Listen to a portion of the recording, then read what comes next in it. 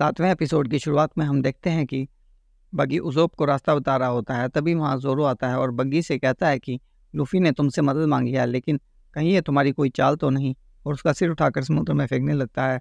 बग्गी कहता है यह कोई चाल नहीं है, तुम्हें तुम्हारा नक्शा मिल जाएगा और मुझे मेरा शरीर। और नामी के छोड़ के जाने के कारण उसे चिढ़ाने लगता है। ज़ोरो बग्गी के सर को बक्से में फेंक देता है और बंद कर देता है। अब हम लूफ़ी और सांजी को मछली पकड़ते हुए देखते हैं। सांजी कहता है कि नामी जैसी लड़की अलोंग जैसे लुटेरे के पास अपनी मर्जी से क्यों जाएगी। तभी वहाँ ज़ोरो आता है और कहता है उसका टैटू तो कुछ और कहता है।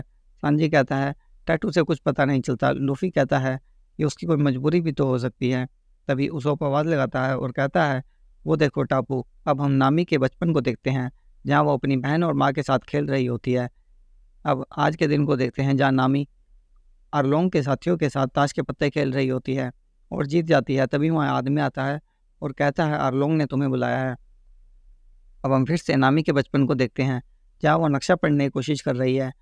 तभी वहाँ उसकी माँ आती है और बहन आती है और वो नक्शे की किताब को बंद कर पीछे छुपा लेती है।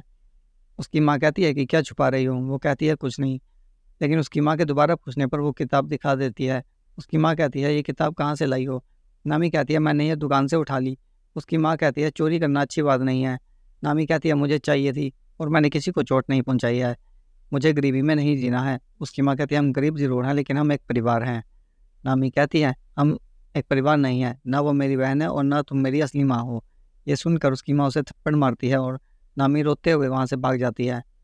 हम देखते हैं नामी एक पेड़ के नीचे बैठी है और उसकी माँ उसे मनाने आती है और कहती है जिस दिन मुझे तुम और नौजी को मिली, तब मैं और मेरा यूनिट लुटेरे को पकड़ने आए थे और मैं उनसे बिछड़ गई।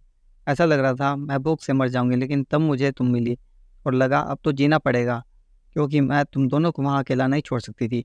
अब कहानी वापस आज के दिन पे शिफ्ट होती है, जहाँ अरलोंग नामी से कहता है तुम्हारी वजह से हम गोवा किंगडम तक सारे लुटेरों और नौसैनिकों का पता जानते हैं। नामी कहती है लेकिन मेरा इनमें से कुछ भी नहीं है। अरलोंग कहता है सही है, लेकिन तुम इस टोली की खास सदस्य हो। तुम इतने वक्त से गायब थी, मुझे लगा तुम लौट कर नहीं आओगी। नामी कहती है लौट कर कैसे नहीं आती, हमारे बीच सौदा हुआ था। अरलोंग कहता है कि मैं किया हुआ वादा कभी नहीं भूलता, और नामी उसे नक्शा दे देती है। अरलोंग कहता है जल्दी पूरे समुद्र पर फिशमैन का राज होगा। नामी कहती है तुम नौसेना को भूल रहे हो। अरलोंग कहता है वो एक पल में बिक जाएगी और जब मेरा काम निकल जाएगा उसे कुचल देंगे।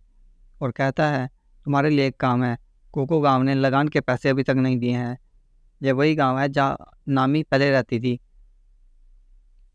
नामी कहती है तुम्हें पता है मैं वहाँ नहीं जा सकती, किसी और को भेज दो। अरलोंग मना करता है और कहता है इस काम के लिए इंसानी दिल चाहिए, और वहाँ से चला जाता है। अब हम नौसैनिकों को देखते हैं, वो बराटे होटल पहुँचते हैं। गार्प होटल के मालिक को देखकर कहता है तभी कहूँ बदनाम लुटेरा रेड लेग जेफ कहाँ गया। को भी पूछता है कि क्या आप इसे जानते हैं। गार्प कहता है ये कुक पायरेट्स का कप्तान है। जेफ कहता है वो बात पुरानी हो चुकी है, अब मैं बावर्ची हूँ, अगर कप्तान हूँ तो इस छोटे से होटल का। गार्प कहता है हम यहाँ तुम्हारे लिए नहीं लूफ़ी के लिए आए हैं। जेफ कहता है यहाँ ऐसा कोई नहीं है, मैं उसे नहीं जानता। गार्प कहता है स्ट्रो हैट पहने हुए और बड़ी बड़ी बातें करने वाला। जेफ कहता है मैं ऐसे किसी को नहीं जानता और यहाँ बहुत लोग आते हैं। अब हम लूफ़ी और उसके साथियों को देखते हैं, जो एक गांव में पहुँचे हैं जो लगभग खंडर बन चुका है। सांजी पूछता है ये किसने किया। लूफ़ी कहता है आरलोंग ने किया है। तभी बग्गी थैली में से आवाज़ निकालता है और कहता है तुम्हें पता है आरलोंग कितना बुरा है, यह बकबक बंद करो और मुझे मेरा शरीर लेने जाओ। तभी उन्हें किसी की आवाज़ सुनाई देती है। वो देखते हैं कि गांव वाले पैसे इकट्ठे कर रहे होते हैं। तभी वहाँ नामी आती है और उसको देख उसकी बहन नोजी को उससे कहती है यहाँ आने की हिम्मत कैसे हुई, और वहाँ से चली जाती है। नामी उसे गांव के पुलिस वाले से पूछती है कि मेरे लिए कुछ है। अब फिर से नामी के बचपन का सीन दिखाया गया है, जहाँ नामी उस पुलिस वाले को चोरी की किताब वापस दे रही होती है और पुलिस वाला उसे कहता है तुम बुरी लड़की नहीं हो, बस काम बुरा किया है। तभी वहाँ अरलोंग अपनी टोली के साथ हमला कर देता है और कहता है आज से ये गांव मेरा है। अब कहानी वापस आज के दिन शिफ्ट होती है, जहाँ वो पुलिस वाला नामी को पैसे देता है। नामी देखकर कहती है ये बहुत कम है। वो पुलिस वाला कहता है अभी हम इतना ही जुटा पाए, अरलोंग ने हमारा खून चूस लिया है। नामी कहती है कि तो और खून बढ़ाओ, और वहाँ से जाने लगती है। तभी उसकी नज़र लूफ़ी और उसके दोस्तों पर पड़ती है। वो उनसे पूछता है कि तुम यहाँ क्या कर रहे हो? लूफी कहता है, यही मैं पूछना चाहता हूँ। नामी कहती है, यही मेरी असली जगह है। लूफी कहता है, नहीं तुम ऐसी नहीं हो। नामी कहती है, बस वैसी नहीं हूँ जैसा तुम सोचते हो। लूफी कहता है, हमारी मदद चाहिए।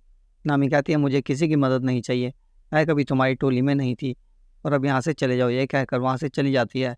उसको वापस चलने को कहता है और कहता है वो बुरे लोगों में से एक है और सब गांव वाले उससे डरते हैं। लूफी कहता है, लेकिन कुछ लोग नहीं डरते, और पुलिस वाले से नोज़िको के बारे में पूछते हैं। वो उन्हें उसका पता बता देता है।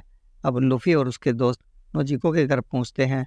नोज़िको उन पर बंदूक तान देती है और उन्हें वापस जाने को कहती है। सांजी उससे जानकारी के बदले खाना बनाकर खिलाने को कहता है।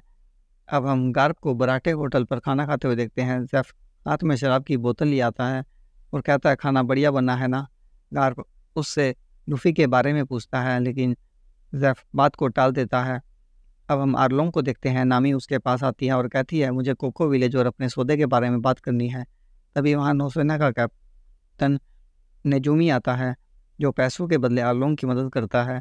आर्लोंग उसे कुछ पैसे देता है, लेकिन नेजुमी और ज़्यादा पैसे मांगता है। आर्लोंग नेजुमी और नामी को दूसरी जगह चलकर बात करने को कहता है। अब हम नोज़िको को खाना खाते हुए देखते हैं। सांजी कहता है, मैं तुम्हें जितना चाहे उतना बनाकर खिला सकता हूँ, लेकिन नामी के बारे में बता दो।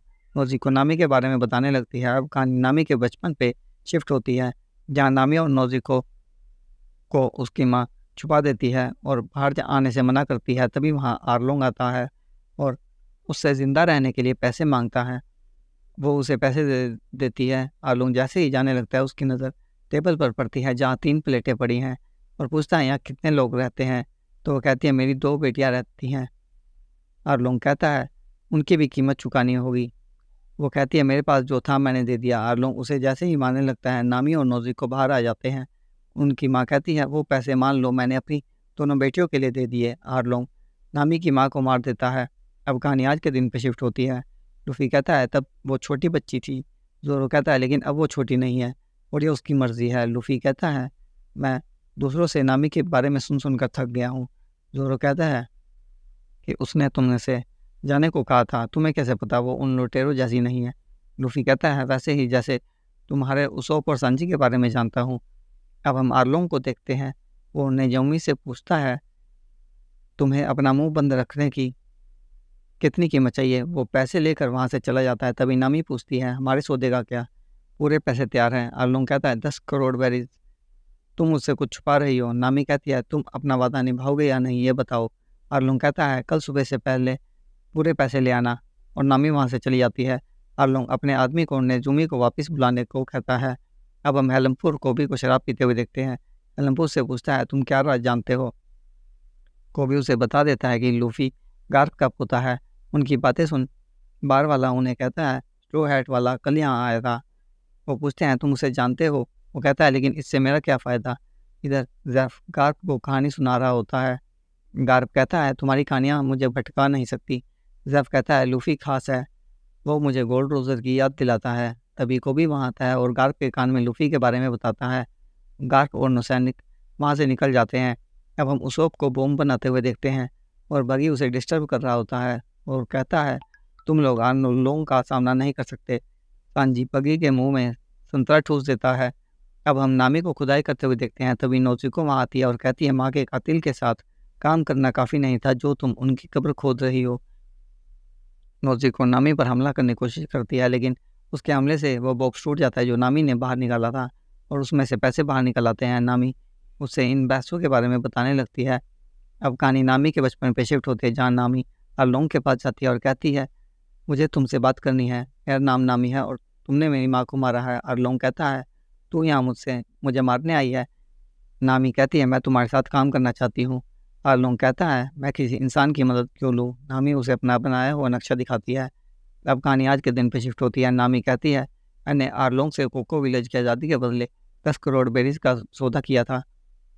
नोज़िको कहती है, तुमने ये पहले क्यों नहीं बताया? तभी वहाँ नेजुमी आता है और कहता है, मैंने सुना है लुटेरों ने अपना लूटा हुआ पैसा यहाँ छुपाया है।